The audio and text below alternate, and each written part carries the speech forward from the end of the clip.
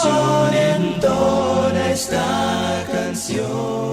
Una vez más, damos gracias a Dios porque estamos listos para aprender de su palabra esta hermosa mañana. Nos alegra mucho ver rostros en esta congregación, es parte de la gran alegría que sentimos. Y también si nos están visitando desde su hogar, damos gracias a Dios porque nos permiten adorar juntos con ustedes. Vamos a tener la clase esta mañana y vamos a enfocarnos totalmente en lo que hemos estado mirando, esto es la doctrina de los apóstoles. Si ustedes se dieron cuenta en la lectura que se dio, una lectura muy interesante donde se pronuncia la verdad y también se pronuncia doctrina. Si ustedes se fijan ahí donde leyó nuestro hermano, esta palabra se repite constantemente por el apóstol Pablo. Veamos otra parte ahí en primera carta de Timoteo y veamos precisamente ahí en el capítulo 4 y veamos en el versículo 16. Estamos mirando una serie que tiene por título Iglesia de Cristo. Estamos mirando el subtema que tiene por título Doctrina de los Apóstoles.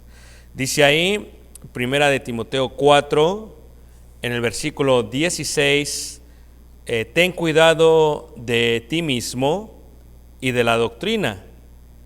Persiste en ello, pues haciendo esto te salvarás a ti mismo y también a los que te oyeren. Si pusieron atención también en la lectura, fíjate cómo dice ahí también la segunda carta de Timoteo, capítulo 3, en el verso 8. Y dice ahí, 8, dice lo siguiente, dice, y de la manera que Janes y Jambres resistieron a Moisés, así también estos resisten a la verdad. Fíjate cómo dice el versículo también el versículo 10, pero tú has seguido mi doctrina. La palabra doctrina, como hemos estado mirando, es una palabra griega que se pronuncia didakei o didashei o didake, y esta palabra indica el conjunto de enseñanzas, el conjunto de normas o el conjunto de leyes. Una de las cosas que hemos aprendido en cuanto a esto fue el fundamento de la doctrina de los apóstoles. ¿Cuál fue el fundamento de la doctrina de los apóstoles? Cuando dice aquí el apóstol Pablo que Janes y Jambres resistieron a la verdad, se refiere a la doctrina de los apóstoles, como menciona el versículo 10, pero tú has seguido mi doctrina. ¿Cuál es el conjunto de normas, de leyes, de enseñanzas de los apóstoles? Vimos, si ustedes recuerdan, en Hechos capítulo 2, en el verso 42, que la iglesia primitiva y perseveraban en la doctrina de los apóstoles. Vimos eso. Pero ¿qué es la doctrina de los apóstoles? Vimos cuál era el fundamento. El fundamento de la doctrina es que Jesús de Nazaret es el Mesías, es el Cristo. Vimos que Jesús no solamente es el Cristo, pero que la confesión de que Jesús es el Cristo y es el Hijo del Altísimo de Dios es la piedra del ángulo de la cual se ha de edificar toda la iglesia. Yo les decía la semana pasada que la piedra del ángulo era la piedra principal donde se edificaba todo edificio. Esa es la piedra del ángulo, pero también en algunas construcciones, especialmente en los arcos de los romanos, en el arco romano de construcción, había una piedra que se centraba en el arco, a esa se le llama la piedra angular. Esto es, el fundamento de la doctrina de los apóstoles es que Jesús es el inicio, el principio de la enseñanza, y Jesucristo es el final también de ella. No solamente es la piedra del ángulo, pero Jesús es la piedra angular. ¿Y qué es esto? Que Jesucristo es el Señor y el Hijo del Altísimo. Esto es, como dijo Pedro, Hechos 2:36, sepa pues ciertísimamente toda la casa de Israel que este Jesús a quien vosotros crucificáis, Dios le ha hecho Señor y Cristo. Señor y Cristo. Y la palabra Señor en el hebreo es la palabra Adonai, ¿ok? Y esta palabra Adonai nace de la palabra Yahvé o yo soy, lo cual le dice literalmente Dios a Moisés que Él es. Yo soy quien yo soy. Esto es, yo soy lo que viene a ser Adonai o lo que viene a ser Jehová, es lo que Dios es. Cuando se le añaden simplemente estas vocales, entonces entendemos que Jehová yo soy es Adonai, Señor. Declarar entonces que Jesús de Nazaret era Señor, era creer de corazón que Jesús era el yo soy del Antiguo Testamento. Era creer de corazón y confesar lo que era el Hijo de Dios. Esto es, el que estaba en presencia del Padre. Entonces, esa es la piedra, no solamente del ángulo inicial, sino la piedra angular. Pero vimos también la semana pasada la columna número 1, que era la autoridad de los apóstoles. Esto es algo nuevo que se da en la Escritura. Y lo que vimos es que en el tiempo pasado, cuando los judíos tenían un problema, los judíos tenían que consultar a la ley de Moisés para ver si en la ley de Moisés se podía arreglar la situación que tenían, se podía hacer un juicio sobre ellos en la ley de Moisés. La costumbre era para los judíos ir hacia el templo en la parte del sur, en la cámara de la roca, donde se encontraba el Sanedrín, esto es los 70 ancianos en el tiempo de Jesús, conformado de fariseos y de saduceos y del sumo sacerdote, y ellos decidían qué hacer. El cambio que hay de la costumbre judía a lo nuevo es, ahora ya no van a consultarle al Sanedrín, ahora los apóstoles son los que tienen la autoridad. Y vimos algunos ejemplos. Por ejemplo, en Hechos capítulo 6, en el versículo 1, miramos un ejemplo de un problema que tenían. En aquellos días, como creciera el número de los discípulos, aquí ya no se está haciendo alusión hacia los judíos como el pueblo de Dios, sino a los discípulos como el pueblo, la congregación, la convocación, la asamblea, la eclesía, la iglesia de Cristo. Los discípulos, dice que hubo murmuración de los griegos a los hebreos de que las viudas de aquellos eran desatendidas en la distribución diaria. Entonces los 12 convocaron a la multitud de los discípulos. O sea, ¿quiénes van a resolver ahora el problema? Los apóstoles. La primera columna es que los apóstoles tienen autoridad sobre la iglesia, asamblea, convocación, congregación de aquellos seguidores que habían creído en su corazón y que habían confesado que Jesús es el Señor, que Jesús es Adonai, que Jesús es Dios, que Jesús es el Hijo del Altísimo, que Jesús es yo soy. Y en la confesión habían puesto la roca bajo de ellos y habían venido a ser parte de la iglesia del Mesías, del Mesíaca de Cristo. Pero eran los apóstoles los que ahora tenían la autoridad.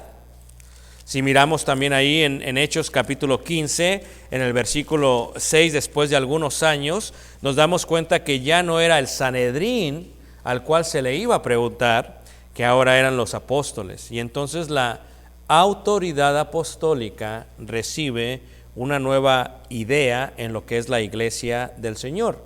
Ellos son los que tienen autoridad en el organigrama divino. Hechos 15, versículo 6. Y se reunieron los apóstoles y los ancianos para conocer de este asunto en cuanto a la circuncisión de los gentiles. Entonces, ahora son los apóstoles los que tienen la autoridad, son ellos los que van a decidir qué es lo que va a hacer la iglesia. En este sentido, cuando se escribe la carta de Efesios, ahora se puede entender mejor esto. Fíjate cómo dice Efesios en el capítulo 2, en el versículo 20. Efesios 2, versículo 20. No solamente son los apóstoles, veremos esto en la tercera columna con más detalle, pero tenemos que ver que la presencia de los apóstoles y los profetas están dirigiendo al pueblo, pero no por ellos mismos, sino por quien está detrás de ellos, que es el Espíritu Santo, el Espíritu de verdad. Por eso dice aquí Efesios 2:20, edificados sobre el fundamento de los apóstoles y profetas. ¿Cuál es el fundamento de ellos? Que Jesucristo, siendo la principal piedra del ángulo, ¿quién? Jesucristo mismo. Es el inicio de la enseñanza, del didache y del didaquei. Es Jesús, Él es el inicio, el principio de toda la enseñanza. ¿Qué es? Que Él es el Señor y que Él es el Cristo. Esto es el inicio y la base de la didache de los discípulos. Ahora, pero detrás de ello estaba siempre el Espíritu Santo. Fíjate cómo dice Juan en el capítulo 16, en el verso 12. Esto lo vimos también la semana pasada para entender a la segunda columna. Dice, aún tengo muchas cosas que deciros, Juan 16, 12, pero ahora no las podéis sobrellevar. Pero cuando venga el Espíritu de verdad, o sea, cuando nosotros hablamos de la verdad, hablamos de un concepto muy interesante, porque la verdad, esto es lo que Dios quiere que hagamos, esto es lo que el Espíritu de verdad dice, Él os guiará a toda verdad. Lo que los apóstoles enseñaron a la iglesia primitiva era el fundamento. La doctrina de los apóstoles estaba basada en la verdad que Jesús había mostrado a través de los evangelios. Pero tenemos que entender, como decía yo la vez pasada, que toda la verdad no había sido todavía enseñada y que esto le corresponde al Espíritu Santo o al Espíritu de verdad, el cual los guiaría a los apóstoles a toda la verdad, porque no hablará por su propia cuenta, sino que hablará de todo lo que oyere y os hará saber las cosas que habrán de venir. Esto es, lo que los apóstoles decidían para la iglesia por los problemas que tenía la iglesia, era porque el Espíritu Santo los guiaba y les decía toda la verdad. ¿Se acuerdan ustedes del problema de este hombre, Zafarías, este hombre que robó, Ananías y Zafira, que robaron dinero de su propia entidad y le mintieron? Dice Pedro, dice, no has mentido a hombres, has mentido a Dios. Y luego dice, al Espíritu. O sea, fíjate cómo el Espíritu Santo es Dios, quien está dirigiendo a toda la verdad, que es muy importante. Para que me entiendas es, yo soy Jehová, se muestra desde Éxodo hasta el Evangelio de Mateo. Pero antes de ello, se muestra solamente a Dios, a Elohim. Dios, Elohim. En el principio creó Dios los cielos y la tierra. Bereshit bara Elohim. Elohim es el principio. Después, en el Sinaí, Jehová, yo soy. De ahí hasta Mateo. Después de Mateo, hasta el libro de Hechos, Jesús, Yeshua. Y después, con el inicio de la eclesía, de la iglesia, el Espíritu Santo. Aquí miramos toda la deidad. Y la plenitud de toda la deidad se encuentra en Jesucristo hombre. Que Jesucristo hombre fue concebido por el Espíritu Santo, fue aprobado por el Padre Celestial y fue quien enseñó toda la esencia de la verdad, porque en él no venía a abrogar la ley, sino que venía a cumplirla. Jesucristo mostró la verdad, pero no toda la verdad, porque toda la verdad la enseña el Espíritu ¿qué? Santo. Y parte de toda esta verdad es lo que la iglesia primitiva practicó, la didaché de los apóstoles.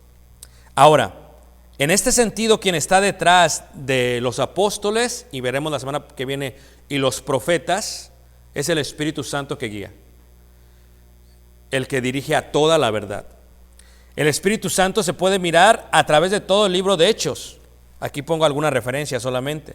Se mira, por ejemplo, en Hechos 2:4, 17, 18, 33, 38, en Hechos 4:8, 31, en Hechos 5:3, 9, 16, 32 y así sucesivamente. O sea, el Espíritu Santo se muestra a través de todo el libro de los Hechos y el Nuevo Testamento. Pero entendamos este concepto que tenemos que entender. He hecho una gráfica y en esta gráfica espero que se pueda comprender bien la esencia, ¿ok?, de esto, de toda la verdad. Porque uno de los grandes problemas, esta es la segunda columna de la doctrina de los apóstoles, es la comprensión de lo que es la justificación. La justificación, ¿ok? La justificación que significa, una vez más, absolver de la pena de culpa. Absolver de la pena de culpa no significa declarar inocente, esto lo enseñé anteriormente en la carta a Romanos. Significa absolver el castigo por el cual esa persona o ese ser es culpable. Este sentido de justificación fue lo segundo que tuvieron que enseñar los apóstoles a los judíos cristianos, a la iglesia primitiva. Y era un concepto muy difícil de comprender, bien complicado, ¿ok? No es tan fácil entenderlo. Para nosotros sí que somos gentiles, pero no para los judíos. Voy a mostrar en esta gráfica una pequeña historia y después voy a explicar cómo es que se declara esto. Espero que se pueda ver sin ningún problema en la pantalla. Primero, primer siglo antes de Cristo. ¿Qué se guardaba en ese tiempo? La ley de Moisés. Desde Moisés hasta Hechos 2, la justificación de los hombres era por medio de la ley. Esto es, se toma un animal que tiene vida, sangre, se degolla y se entrega a Dios. El animal toma el lugar de uno. Es la propiciación nuestra. Yo no muero físicamente, muere el animal por mí. Cada vez que yo he pecado según la ley de Moisés, tengo que ir al templo, tomar un animal, matarlo, o lo hace el sacerdote por mí, y lo entrega. Y de esa manera yo soy justificado. ¿Ok? Esto es muy importante entender. Ahora, siglo I antes de Cristo, año 19 antes de Cristo. El rey Herodes embellece lo que se conoce como el templo de Zorobabel y Esdras. Y ahora se le llama el templo de Herodes, que realmente es el segundo templo, pero remodelado por Herodes, se le considera el tercer templo. ¿Ok? En el año 4, esto les voy a decir algo brevemente, pero no me voy a enfrascar en esa idea, ¿ok? Pero se los voy a enseñar, ¿ok? Jesucristo nace aproximadamente en el año 4 antes de Cristo. ¿Cómo sabemos eso? Porque el rey Herodes, quien lo persigue, ¿se acuerdan ustedes cuando hace la matanza en Egipto? Cuando era pequeño, Jesús, que salió hacia Egipto, cuando hace la matanza buscando a quién es el rey, el que había nacido. ¿Se acuerdan ustedes esa parte? Ese rey Herodes, el grande, muere en el año 2 antes de Cristo. Entonces, para que ese rey Herodes corrobore con el libro de Lucas, que fue el que mandó a matar a Jesús, Tuvo que haber pasado que el nacimiento de Jesús fue antes que Él muriera. ¿Ok? Así es como localizamos la etapa. Con eso en mente, entendemos otra cosa, que para el judío no es como que el año tiene 0 y luego tiene 1. No es así para el judío, ¿ok? Para el judío no es 0 y 1, porque la idea del 0 no es algo que entendían los primitivos. Sí, los aztecas sí, ¿verdad? Se lo sacaron muy bien, pero no los primitivos. Para los primitivos era, si acabó el siglo y no decimos, ok, ahora es 0. Para nosotros es 2, 1, 0, 1, ¿verdad que sí? No es así para los judíos en el tiempo este. Para los judíos es 2, 1, 1. ¿Ok? ¿Todos me están entendiendo? Ok, eso es importante, ¿ok? Ese es el inicio. Entonces, aproximadamente en el año 1, Jesús tendría entre 3 y 2 años. Esa es la idea, ¿ok? ¿Todos me están siguiendo? Ahora, durante el primer año, esto es durante los primeros 30 años, Jesucristo está creciendo. Jesús está creciendo. Durante este tiempo hay 2 maestros importantes entre los rabinos, los más respetados en el tiempo de Jesús. Uno es Hileel y otro es Shammai. Son los 2 rabinos más respetados de los judíos en el tiempo de Jesús. ¿Ok? Ellos, uno muere aproximadamente ahí por el año, creo que es 14, y el otro muere exactamente en el año 30 también, después de Cristo. ¿Ok? Ahora, Jesucristo comienza su ministerio a la edad de ¿qué? De 30 años. Para nosotros, la edad de 30 años sería aproximadamente ahí por el año 28, posiblemente 27, posiblemente yendo para el 29. ¿Ok? ¿Todo me está siguiendo? Y de ahí se marcan lo que serían los 3 años del ministerio de Jesús, que llegaría a ser al 30 o posiblemente al 32, 31, posiblemente 33, dependiendo qué calendario está siguiendo. Porque el calendario judío y el calendario solar, aunque sí se van de la misma manera, dependiendo del tiempo es como se coloca uno y el otro, el inicio del año, para que me entiendan. ¿Ok? Entonces, cuando Jesucristo inicia y Él muere, su ministerio, por 3 años Él enseña toda la verdad. No había venido a abrogar la ley, sino que venía ¿a qué? A cumplirla. Cuando Jesucristo es presentado en el templo, su madre y su padre entregan el sacrificio que había pedido, el sacrificio de purificación, Levíticos. Cuando Jesucristo va a los 12, 13 años hacia lo que se conoce como el templo, donde lo encuentran con los doctores de la ley, es lo que se conoce como venir a ser hijo de la ley. O sea, Jesucristo vive toda la ley de Moisés en Él y en Él se cumple, pero se va a cumplir la esencia.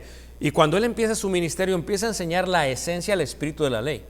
Y lo que Él dice es, habéis oído que se dijo esto, mas yo os digo esto. Y empieza a cambiar. Pero Él, antes de ello explicó, no he venido a abrogar la ley, sino que he venido a ¿qué? A cumplirla. Quiere decir que cuando se dijo que no matabas, no matarías, el judío pensaba, si yo físicamente no mato, no hay problema aunque aborrezca a todo el mundo. No es lo que él enseñaba la esencia, el espíritu de la ley. El espíritu de la ley decía, no puedes enojarte porque esa es la raíz por la cual matas a alguien. Lo mismo del adulterio, etcétera, etcétera, etcétera. ¿Ok? Ahora, Jesucristo entonces muere en el año 30-33, ¿ok? Ahora, no me voy a enfrascar en eso, le estoy diciendo esto solamente porque aún está comprobado, cuando la gente que estudia las estrellas, está comprobado que fue aproximadamente por ese año cuando fue el eclipse. Y así también te das cuenta cuándo fue que ocurrió. Aunque en lo popular es 30-33, está bien, no vamos a tener problemas. Se dice así para que no haga el choque, porque luego preguntan, ¿pero por qué dice eso? Pero le estoy enseñando a ustedes con evidencias históricas más o menos cómo está. Levanten la mano aquí si me están siguiendo. Ok, ahora, lo que Jesús enseña es toda la verdad, lo que enseñan los apóstoles al principio. Jesucristo muere. Y en la cruz, hermanos, sucede algo increíble. En la cruz sucede el cambio a la idea de la justificación. Algo que era difícil asimilar para los judíos. Porque si un judío pecaba, ¿qué era lo que hacían, hermanos? Iba al templo y daba un sacrificio. Ahora, cuando matan a Jesús, No es como que les llega a ellos un download, ¿me entiendes? De 40 gigabytes y ya tienen ya entendieron toda la Biblia. Ya entendí lo que quiso, ya entendí por qué Jesús murió, Jesús tomó el lugar, fue el Cordero. O sea, para que ellos entendieran eso, tomó tiempo, hermanos. Un tiempo de asimilación, lo que le llamamos un tiempo de asimilación, o lo que le llamamos también, de alguna otra manera, un tiempo definido. ¿Ok? Un tiempo definido. Ahora, el cambio de Jesús es que ahora Jesucristo al morir justifica. Jesucristo al morir justifica. ¿Todos me están siguiendo? Ahora, la iglesia primitiva, los judíos, vamos a ver ahí, por ejemplo, en Hebreos, vayamos a Hebreos, en el capítulo 10, Hebreos capítulo 9, capítulo 9, en el verso 11. ¿Qué tan difícil era para los judíos comprender esta esencia? Que la doctrina de los apóstoles tenía que enseñarle a los judíos cristianos que la justificación después de la muerte de Jesús era suficiente, entera y completa, y que si ellos continuaban yendo hacia el templo a matar animales, lo cual podían hacer, lo que tenían que entender es que ya no era el animal que mataban lo que los justificaba ante Dios, sino que era la sangre de Cristo la que los justificaba ante Dios. Y esto fue un contexto bien difícil de entender para los judíos. Año 30-33 hasta el año 70, ¿ok? Dice ahí Hebreos capítulo 8, versículo 11, dice: pero estando ya presente Cristo, sumo sacerdote de los bienes venideros, por el más amplio y más perfecto tabernáculo, 9:11, no hecho de manos, es decir, no es de esta creación, y no por sangre de machos cabríos ni por becerros, sino por su propia sangre, entró una vez para siempre en el lugar santísimo, habiendo obtenido eterna, ¿qué? Redención. Versículo 13: porque si la sangre de los toros y de los machos cabríos y las cenizas de la becerra rociadas a los inmundos santifican para la purificación de la carne, cuánto más la sangre de Cristo, el cual mediante el Espíritu eterno se ofreció a sí mismo sin mancha a Dios, limpiará vuestras conciencias de obras muertas para que sirváis al Dios que vivos. Y hay un concepto interesante aquí, la expresión de la palabra obras ¿qué? Muertas. Obras muertas en el judaísmo, en el cristianismo, es: yo traigo un animal, yo decido que se mate para que tome mi lugar. Eso es una obra muerta. ¿Ok? Ese animal es una obra que yo hice y que ahora está muerta. En este contexto, lo que está diciendo la palabra de Dios es que si cuando traían los judíos al templo un animal y por este mismo eran justificados, cuánti más por el sacrificio que Jesús hizo en la cruz. Y este era un cambio de chip para ellos, que no fue fácil de asimilar. Por eso dice el versículo 13, dice: porque si la sangre de los toros, 1, y de los machos cabríos, 2, y la ceniza de la becerra rociadas a los inmundos, ¿saben que eso es la vaca alazana que veíamos el domingo pasado? Sacrifican para la purificación de la carne. O sea, si esto lo sacrifican y lo purifican, el Espíritu Santo se escribe esta carta para los judíos cristianos en Jerusalén, porque uno de los grandes problemas que tenía el cristianismo en el primer siglo era: yo soy judío, yo sigo guardando la ley de Moisés, y por esta obra que yo estoy haciendo, yo pienso que soy justificado. Sí, yo creo en Jesús, yo creo que es el Señor, yo creo en su sacrificio, pero no es eso lo que me justificó del pecado de ayer, aunque yo creí en el Señor Jesús hace 2 años. Lo que me justificó del pecado de ayer fue el animal que acabo de matar. Y lo que el Espíritu Santo quiere que entiendan es que no es así. Y eso fue lo que los apóstoles tuvieron que enseñar al judaísmo a través de los primeros años, que fue muy difícil de comprender. Porque para ellos decían, no, es que, espérame tantito, o sea, estás diciendo que sí, está bien que guardemos la ley, pero que ya no es eso lo que nos justifica, ya no es la obra, ¿no? Las obras muertas ya no justifican. Lo que te justifica es Cristo Jesús. Y muchos judíos se enfocaron tanto en ello por la obra que regresaron a la parte del ritualismo, a la parte externa y no a la esencia de la ley. Versículo 15, así que por eso es mediador de un nuevo ¿qué? Pacto. Podemos decir entonces que cuando Jesús muere aquí, cuando Jesús muere, hay un ¿qué? Nuevo ¿qué? Pacto. O sea que los israelitas estaban haciendo un nuevo pacto cuando aceptaban, cuando confesaban que Jesús era Yehová, Adonai, Jehová, yo soy, el Hijo del Altísimo. Cuando confesaban eso, cuando lo creían lo confesaban, y después cuando aceptaban que su sacrificio era lo que los justificaba. Este es un concepto bien diferente para ellos. Ahora, si dice ahí, versículo 16, dice, porque donde hay testamento es necesario que intervenga muerte del testador. Porque el testamento con la muerte se confirma, pues no es válido entre tanto que el testador vive. Esto es, ¿por qué la cruz es el final de la ley? Porque en la cruz es cuando muere el testador. Pongan un separador aquí y veamos otra vez Romanos capítulo 10. Pongan el separador que regresamos en un momento, que Romanos capítulo 10. Romanos capítulo 10, Romanos 10, versículo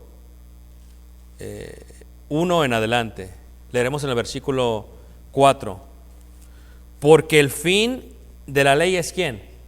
Cristo. Pero ¿cuándo se le hace Mesías?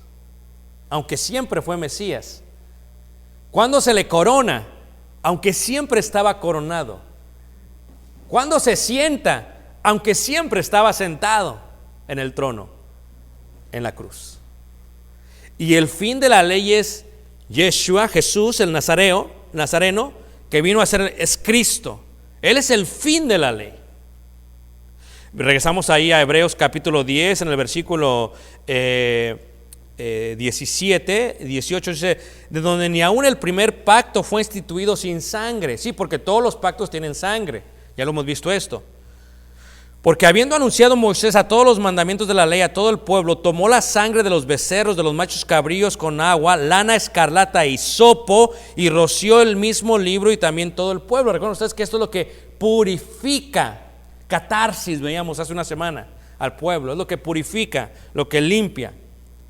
Jesucristo colgado en madera con la que se quemaba estos sacrificios. Jesucristo también vestido de escarlata, como el hisopo.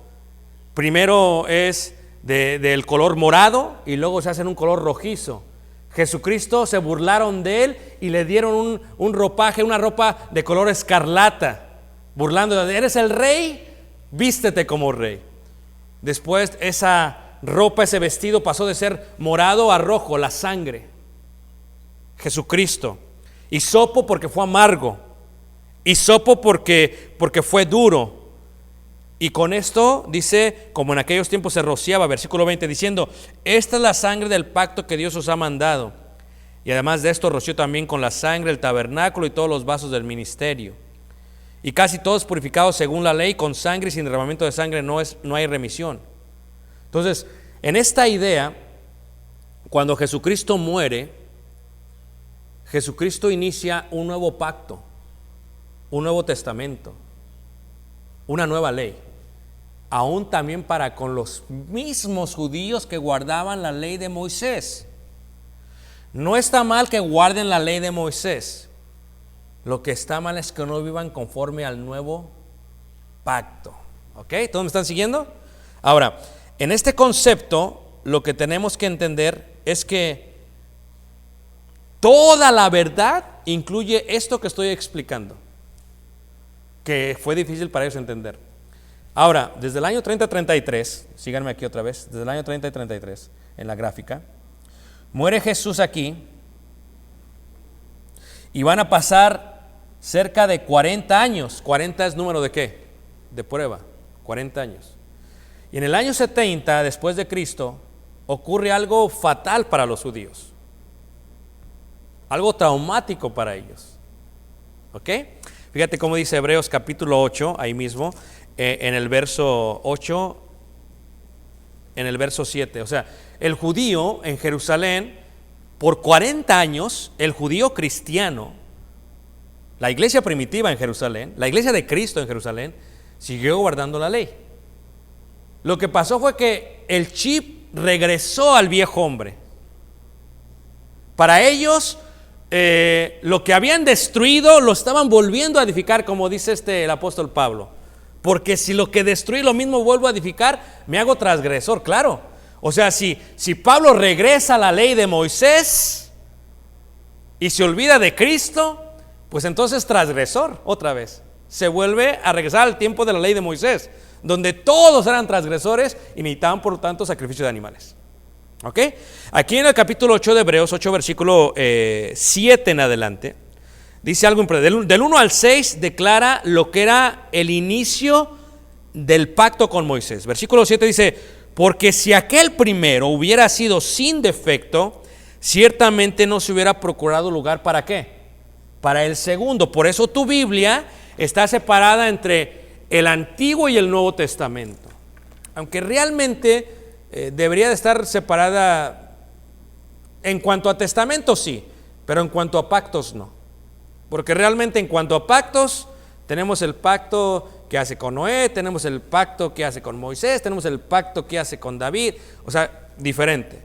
Pero en cuanto a testamentos, leyes, ordenanzas, sí es correcto. Hebreos capítulo 8, versículo 7, dice que había un primero, pero tenía defecto. Por lo tanto, es necesario procurar un lugar para el segundo. Ahora, cuando reciben esto los cristianos judíos en Jerusalén, ellos están siguiendo adorando a Dios y siguen poniendo animales en el templo.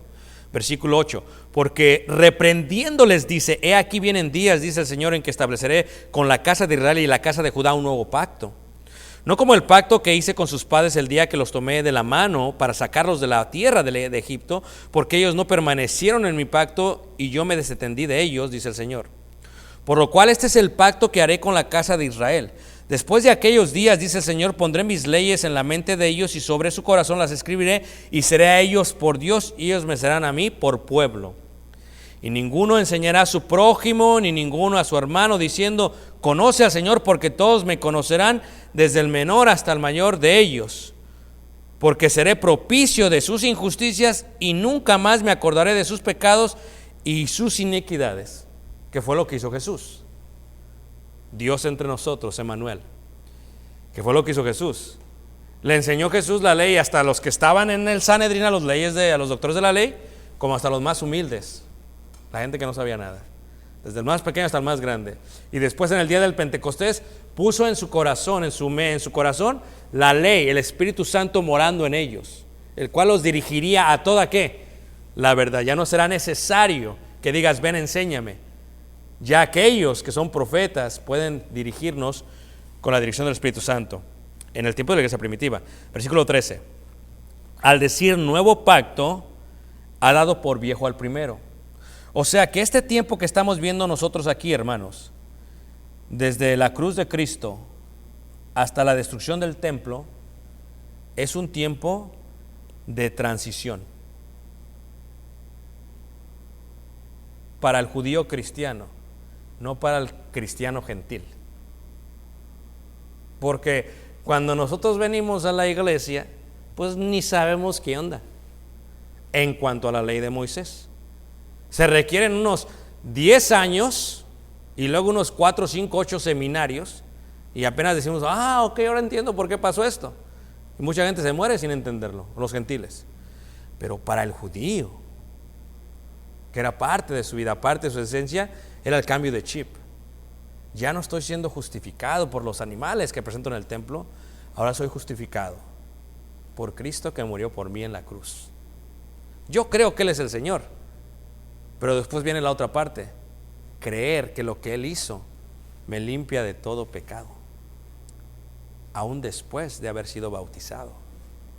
Este es un concepto bien difícil de comprender, para el judío especialmente, porque para el judío, yo pequé, entrego un animal, una obra que se muere, las obras muertas, y yo me glorío por las obras. Yo digo, es que yo traje, ya no me digas esto, porque yo ya maté al animal, o lo mató el sacerdote por mí. Ahora ya no te gloríes, porque no es por obras para que nadie se gloríe, sino por la fe en Cristo Jesús. Cambia todo el concepto. Y luego dice ahí, al decir nuevo pacto, ha dado por viejo al primero, y lo que se da por viejo y se envejece está próximo ¿a qué? Ahora, la trauma para los judíos cristianos era, están recibiendo esta carta de Hebreos y dicen ok, pero ellos, aquí se está profetizando lo que les va a pasar unos años después, que es la destrucción del templo. Cuando dice, al decir viejo y se envejece, está próximo ¿a qué? Esto es que era voluntad de Dios también que el templo fuese quitado. Cuando dice Jesús, no quedará piedra sobre piedra, eso no se cumple solamente cuando Jesús resucita de la tumba. Eso se cumple también cuando se destruye el templo para el judío cristiano, porque ellos lo vieron cuando se empezó a quitar piedra sobre piedra, cuando fue destruido el templo, y muestra una foto de ello aquí. Ahora, estos 40 años, como los mismos 40 años que pasan los israelitas en el desierto, son los 40 años que los judíos tuvieron que volver a vivir para comprender totalmente lo que era toda la verdad. Y toda la verdad, ¿sabes qué? Voy a quitarles el templo. ¿Y sabes qué? Ese fue un pacto viejo que tiene defectos y que está próximo ¿a qué? A desaparecer. Imagínate para ellos lo traumático que fue, porque ahora dijeron, o sea, me estoy recibiendo la carta de Hebreos para que entienda que ya yo voy y entrego animales, pero lo puedo hacer, pero no me está justificando. Esto es la sangre de Jesús. Exactamente. Pero lo que tengo que hacer en la idea de Dios es, te tengo que quitar el templo, porque si no te lo quito, vas a creer toda la vida que son tus obras las que te justifican y no la sangre de Jesús. Y por eso el templo fue quitado. Pero tampoco lo quitó el día del Pentecostés, porque imagínate lo traumático para los judíos. O sea, déjame asimilar esta idea. Dame un tiempo para asimilar que me justifico por medio de la sangre de Jesús. Porque imagínate, matan a Jesús, predica Pedro, llega a Roma y destruye el templo. ¿Qué pasó? Como que está muy golpeada la idea, ¿no? Tiene que ser. Por eso toda la verdad incluye también esta parte. Fíjate cómo dice ahí otra vez, regresando ahí al capítulo 9, en el verso 23. Después de explicar lo que hizo Jesús, dice, fue pues necesario que las figuras de las cosas celestiales fuesen purificadas así, pero las cosas celestiales mismas con mejores sacrificios que estos, porque no entró Cristo en el santuario hecho de mano. O sea, ellos decían, bueno, es que ya Jesucristo no está aquí. Nosotros queremos un sumo sacerdote que entre cada año al templo. Eso es lo que estamos acostumbrados. ¿Dónde está nuestro sumo sacerdote? Ya no está, resucitó. Y lo que está enseñando Hebreos es que lo que tienes que entender es que el sumo sacerdote que tenemos no es como aquel que tenían ustedes antes, que entraba una vez al año, porque si hace eso, pues sería como Aarón. Pero el sacerdocio de Jesús, de Yeshua, es superior al sacerdocio de Aarón. Por eso, versículo 24, porque no entró Cristo en el santuario hecho de mano, figura del verdadero, sino en el cielo mismo, para presentarse ahora por nosotros ante Dios, y no para ofrecerse muchas veces, como entra el sumo sacerdote en el lugar santísimo cada año con sangre ajena. ¿Y te fijas? Imagínate, yo me imagino a los judíos cristianos en el primer siglo como que, hace sentido, tantos años en el evangelio, 30 años y apenas estoy entendiendo el didache de los apóstoles que nos dijeron por tantos años de allá, que nos decían que Jesús había cumplido la ley y que cumplió la ley y que no la abrogó. Ahora lo estoy entendiendo, cosa que le pasa muchas veces a los cristianos. Si para ellos fue difícil, que vivieron en el judaísmo, pues no, olvídate, más a nosotros. Porque a veces yo recibo emails, me dicen, hermano, nunca había visto eso, ya me voy a morir, dice el hermano. Tengo 78 años, hermano, yo no sé mucho de tecnología, pero nunca había entendido eso. Entonces, ¿cuál fue la didaquei que se le enseñó? ¿Cuál fue el didaquei? Que la iglesia de Cristo que no enseña Antiguo Testamento no está enseñando toda la didaquei, toda la doctrina. Porque para entender la doctrina tienes que entender el Antiguo Testamento. Y si no lo entiendes, es pura doctrina, te vuelves un fariseo y no entiendes lo que indica el Antiguo Testamento.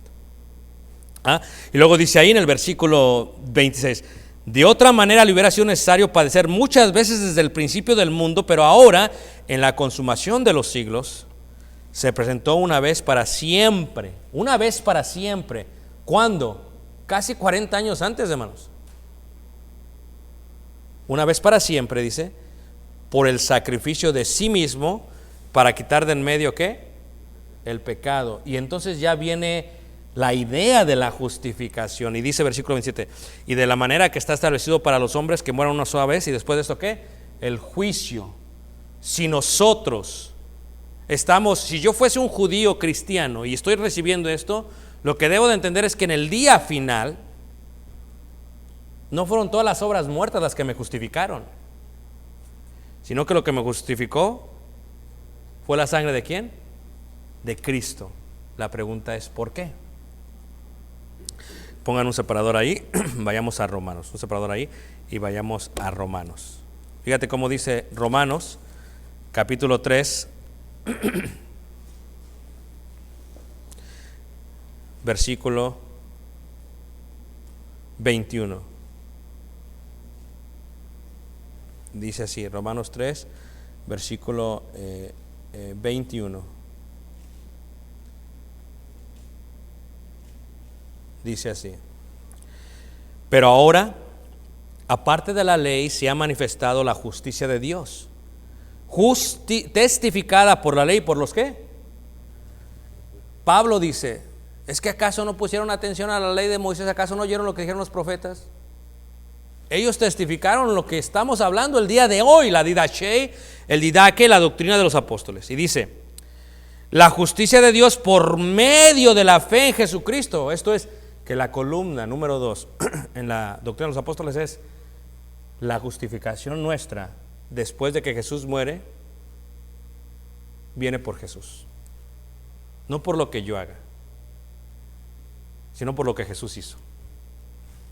Y dice, la justicia de Dios por medio de la fe en Jesucristo para todos los que creen en Él, porque no hay diferencia. Este nuevo pacto ya no solamente era para los judíos, o sea, fue inicialmente para los judíos, fue originalmente para los judíos, aunque ya era también para los gentiles. Pero de Hechos 2 a Hechos 10, ¿quiénes son los miembros de la iglesia? Puros judíos, aprendiendo de la doctrina de los apóstoles, asimilando que Jesús es el Mesías, es el Hijo de Dios, es el Salvador, es el Señor.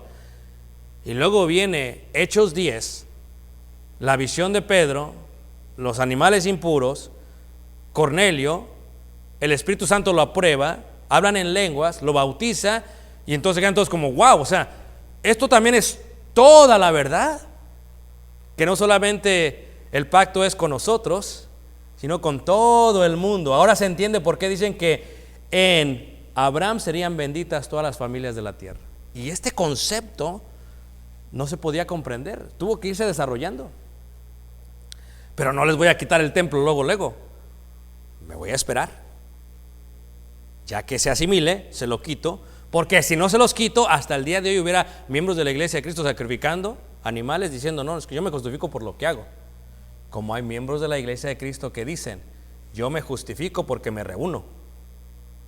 No, tú te reúnes porque guardas el mandamiento, no para justificarte, porque la justificación solamente viene por Jesús. Y dice, por cuanto todos pecaron y están destituidos de la gloria de Dios, siendo justificados gratuitamente por su gracia mediante la redención que es en Cristo Jesús, a quien Dios puso como propiciación por medio de la fe en su sangre, para manifestar su justicia a causa de haber pasado por alto en su paciencia los pecados ¿qué? Pasados. Ahora, Fíjate cómo dice Gálatas capítulo 3. Y todas las cartas, muy importante que entendamos esto como congregación, todas las cartas lo que están haciendo es enseñando la columna de la justificación, en contra de la idea original, la ley de Moisés. Por eso escuchen, cuando nace en el mundo el día de hoy, gentiles que se hacen como prosélitos modernos y que empiezan a guardar la ley de Moisés, mesiánicos, lo que se dice el día de hoy. Dice, yo soy mesiánico, pero guardan una parte de aquí, una parte de acá, guardan todo esto de aquí. No es así como funcionan las cosas. El gentil, nosotros no tenemos que guardar la ley de Moisés. Estaríamos regresando. Es como una persona que acaba la universidad y dice, ¿sabes qué? Me voy a ir a primero de otra vez. Voy al kinder. ¿Por qué? Pues me gusta más el kinder. Es ilógico, es lo que están haciendo. Y en Gálatas 3, en el versículo 11 dice, versículo 10, porque todos los que dependen de las obras, ¿cuáles eran las obras? ¿Las obras qué? Muertas, de las obras de la ley, están bajo maldición, porque es que tenía un defecto, tenía una deficiencia ese pacto. Dice, pues escrito está, maldito todo aquel que no permaneciera en todas las cosas escritas en el libro de la ley para hacerlas. Aquí le está hablando a los judíos, que recuerdan ustedes que los judíos, cuando entraban los gentiles a la iglesia primitiva, querían hacer los judíos, los querían proselitar, querían empezar a hacer como judíos, judaizantes se les llama. Versículo 11, y que por la ley, ahí está la clave, ninguno se justifica ¿con quién? Aquí está la esencia de la segunda columna. La segunda columna dice, no nos justificamos por la ley. ¿Ok? Y esta parte que es muy difícil de comprender, imagínate tú cuando se destruye el templo, qué difícil habrá sido para los judíos, ¿no crees? Pero se destruye en el año 70 después de Cristo. Y cuando casi 40 años, número de prueba. Imagínate un judío cristiano que se levantó en Jerusalén y que pudo salir y escaparse de la mortandad que hubo en el año 70 después de Cristo. Dice, ¿y ahora qué? ¿Tú crees que se sentía mal con Dios? Totalmente, porque dejó de hacer lo que pensaba. Pero por eso oyó esta carta de los hebreos, para que antes que se destruyera el templo asumiera y entendiera que iba a desaparecer. Ahora, digo esto para la mente que tiene sabiduría. Cuando se desaparece el templo, se desaparece la sección sacrificial, física, no espiritual. ¿Ok?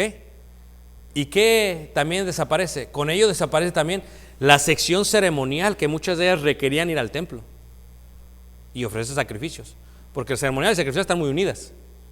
¿Y qué permanece solamente? La judicial, ¿qué? Moral. Que fue lo que Pablo estuvo batallando que entendieran los cristianos del primer siglo. Las cartas de Efesios, cuando diga, es que ya nos comportéis como los gentiles, Pedro, y dejar el viejo hombre, porque el judío decía, no, pues está mal adulterar, porque ya desde niño lo sé, desde mis ancestros, pero llegaba el gentil, todo adúltero, ¿y ahora qué? Fue muy difícil, pero la ley judicial moral permaneció, preservó, porque era la esencia de la ley.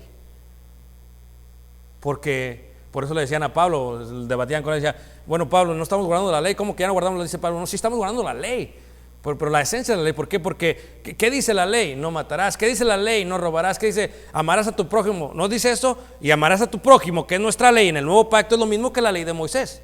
Porque si amas a tu prójimo, no haces esto, no haces esto, no haces esto, no haces esto. Y eso era parte también de toda, ¿qué? La verdad. Y hasta el día de hoy no se ha podido reedificar el templo. Sello de que la iglesia de Cristo era la profecía y la intención divina, ausente de obras muertas, ausente de sangre, porque no podemos comparar la sangre de los becerros ni de los machos cabríos con la de Jesús. La de Jesús es bendita. ¿Ok? Y ahí nos vamos a quedar. Voy a abrirlo a preguntas y comentarios. Preguntas y comentarios. Segunda columna segunda columna de la doctrina de los apóstoles. Preguntas. Aquí tenemos hermanos el día de hoy, muy contentos que vemos caras este día, muchas más caras. Qué alegría nos da eso. Dios permita que estemos llenos otra vez, como siempre. Pero preguntas, hay preguntas antes de continuar. Si hay alguna pregunta por los medios, no, me la pasan y ya nos conectamos. Preguntas. Dicen unos hermanos, no te entendí. No te preocupes, ni los judíos entendían. Sabiendo la ley de Moisés de memoria, no, pues olvídate. Ok, muy bien. Preguntas. ¿Algún comentario, algo para enriquecer esta clase? Hermano, Iván. Se me hace interesante cómo la ley termina, pero la esencia de Dios permanece, aunque Dios no cambia. Y hay muchas cosas que tú dices que los cristianos de ahora quieren hacer, que no van, que tú sabes que no cuadran con la esencia de Dios. Y dicen, es que es un nuevo pacto, pero la esencia de Dios permanece. Aunque lo ceremonial y todo eso ya no existe, pero como el sentido de decir, no, pues todos somos iguales, no importa qué denominación vayas o cualquier idea. Pero esa no es la esencia de Dios. El pacto antiguo ha terminado, pero como dices tú, la esencia sigue. Y creo que hay muchas cosas que como que se olvidan, que Dios no cambia, olvidan esa esencia y quieren traer ideas nuevas que no cuadran con Dios a lo que ellos cristianismo. Totalmente. Es más, hablando de esa esencia de Dios, no matarás, estaba mal antes de la ley de Moisés, estaba mal desde el momento en que Caín mata a su hermano Abel, y siguió estando mal, está mal hasta el día de hoy, aunque pasó varios pactos y pasó 2 testamentos, o sea, no cambia, la esencia de la idolatría no cambia, o sea, no te hagas dioses ajenos, tanto en el inicio de la Torre de Babel con los cananitas, como en la parte de los cananeos después, como en la parte de los medopersas, griegos, romanos, está mal hasta el día de hoy. Eso no tiene que ver con el testamento, es la esencia del testamento, porque es parte de lo que Dios dice. Parte de lo que Dios dice tiene que ver con me amarás a mí más que todas las cosas. Era así antes y es así después. Entonces eso no cambia, es correcto, eso no cambia. Muy bien. Preguntas, comentarios. Yes. ¿Cuál fue el fin del Sanedrín? ¿Cómo fue? Bueno, primero es importante entender que el Sanedrín fue destruido en el año 70 con la destrucción del templo, porque no tenían dónde reunirse y fueron dispersados por todos lados. Ahí se terminó la idea del Sanedrín y nació una idea nueva, la idea de los rabinos, y los rabinos tuvieron ya preeminencia sobre el Sanedrín. Eran ellos los que empezaban a decir para los judíos. Claro, nosotros ya no, para los judíos. Y la mayoría de ellos habían sido educados por 2 maestros, los cuales mencioné en la clase, Hilel y Shammai. Ahora, Hilel era el abuelito de Gamaliel, con quien aprendió Pablo. ¿Okay? Así que si Pablo tenía la edad de Jesucristo más o menos, es muy posible que Pablo haya escuchado personalmente de Hilel. ¿Okay? Es como el día de hoy, ¿no? Dicen, bueno, por ejemplo, Caleb o Jonathan, ¿no? Y yo me muero mañana. Dicen, no, pues ya. ¿Quién es Ricardo? ¿Quién sabe? No, Ricardo, ¿te acuerdas cuando Ricardo daba esas clases? Sí, yo me acuerdo. Pero pues ya me morí. Entonces, así, igual manera, los rabinos continuaron la idea del Sanedrín mucho después. ¿Preguntas? ¿Cuál es la primera columna? La primera columna es Jesús de Nazaret es la piedra angular y la piedra del ángulo. Esto es, Jesús es el Hijo de Dios, Jesús es el Salvador, Jesús es el Mesías, Jesús es Dios. Esto es lo que tenían ellos que creer para poder, y eso fue lo que comprobaron. Por eso todas las profecías que yo daba, o sea, esta profecía, estas dicen que Jesús, todo se comprobó que Jesús era el Mesías que esperaban. Cuando Jesús dice, ¿quiénes dicen los hombres que soy yo? Uno dice, no, pues uno son el profeta, otros, y luego dice Pedro, tú eres el Hijo del Dios Altísimo. No te lo ha confesado carne y sangre. Dice, y sobre esta roca, o sea, sobre lo que había dicho Pedro, se edificaría la iglesia. Por eso cuando alguien quiere ser miembro de la iglesia, tenemos que tomar la confesión. Pero la confesión no es que, sí, ¿crees? Sí, no. con tus labios, creo que Jesucristo es el Hijo de Dios. Es la confesión, como la hizo el eunuco. ¿Ok? No es para que seamos estrictos al respecto, es que esa fue la confesión. Pero no solamente es decirlo con los labios, sino que creerlo en el corazón. Porque con el corazón se cree para justicia, pero con la boca se confiesa para salvación. Muy bien. Se acabó, muy bien. Vamos a preguntas. Hermano Tony, llegó nuestro hermano Tony, ahora sí estamos emocionados, que él siempre tiene una forma analítica del texto. Díganos, hermano Tony. Sí, porque aquí cuando se leyó Efesios 2, que decía que fueron fijados sobre el fundamento de los apóstoles y profetas, siendo la principal piedra del ángulo Jesucristo mismo. Entonces lo que estamos viendo en realidad es la doctrina, ¿verdad? Uh-huh. Y entonces, por ejemplo, Pablo pasó como 3 años para entender todo lo que Jesucristo quería enseñar. Y entonces, en base a la doctrina, ¿por qué los maestros existen un confuso de mezclar el antiguo con el nuevo? ¿Y por qué los maestros, cuánto tiempo tienen que realmente que ya están listos, capacitados para realmente enseñar y entender lo que es realmente lo básico de la doctrina, y no mezclar como muchos mezclan nuevo con el Antiguo Testamento de la oración, por ejemplo? Bueno, la razón por qué es precisamente por lo que dijo Pablo.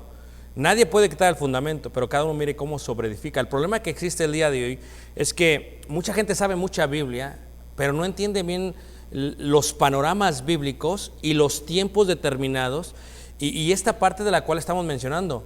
Este tipo de maestros chocan a veces cuando están explicando, dicen, ay, híjole, pero como que esto no hace mucho sentido con lo que enseñé hace 2 o 3 años, y empiezan a chocar ellos mismos y se empiezan a confundir y no entienden la esencia. Pero cualquier persona que tenga la Biblia, que la lea correctamente, se va a ir dando cuenta de lo que estamos diciendo, porque está plasmado ahí. La doctrina de los apóstoles está plasmado desde Hechos 2 hasta el final, hasta Apocalipsis 22. Se plasma de tal manera que no puede haber equivocación. Es suficiente para que creamos toda la verdad. Ahora, cuando hay una mezcla del Antiguo y del Nuevo Testamento, a veces por intereses propios o por otras cosas que lo mezclan, a veces sí es por ignorancia y a veces es por otros intereses. Y es el problema que existe a veces. Aquí dice, ya ves, menciona los apóstoles y por los profetas. Entonces, uno dice, aunque dice los profetas, entonces, ¿de qué parte de los profetas voy a tomar para...? Sí, yo me refiero que se refiere a la profecía de Jesucristo, del Mesías. A eso pienso que se refiere. No, primero, cuando dice apóstoles y profetas, lo vamos a ver en la próxima clase. Los profetas, los apóstoles no podían estar en todo lugar para dirigir a la iglesia primitiva. Entonces, había iglesias de Cristo que tenían el don de profecía. Esto es, el Espíritu Santo les daba que predicasen. Ellos no tenían cartas todavía de los apóstoles. Entonces, ¿quién los dirigía? El Espíritu Santo. Primera carta de Corintios. El profeta habla según lo que le da el Espíritu. No sé si entiendo eso, pero porque a lo mejor se podrían ahí malinterpretar que está refiriendo a los profetas anteriores también, ¿no? Totalmente, y por eso la próxima clase veremos cómo es que cualquier profeta en el primer siglo tenía que sujetarse a los profetas del Antiguo Testamento, y también entenderemos que también esos profetas terminarían, ya no habría más profetas hasta que cuando llega todo el firmamento y las estrellas al oír tu voz en los potentes truenos y ver brillar el sol en su cenit. Mi corazón canción entona esta canción. Cuán grande es Dios, cuán grande es Él. Mi corazón canción entona esta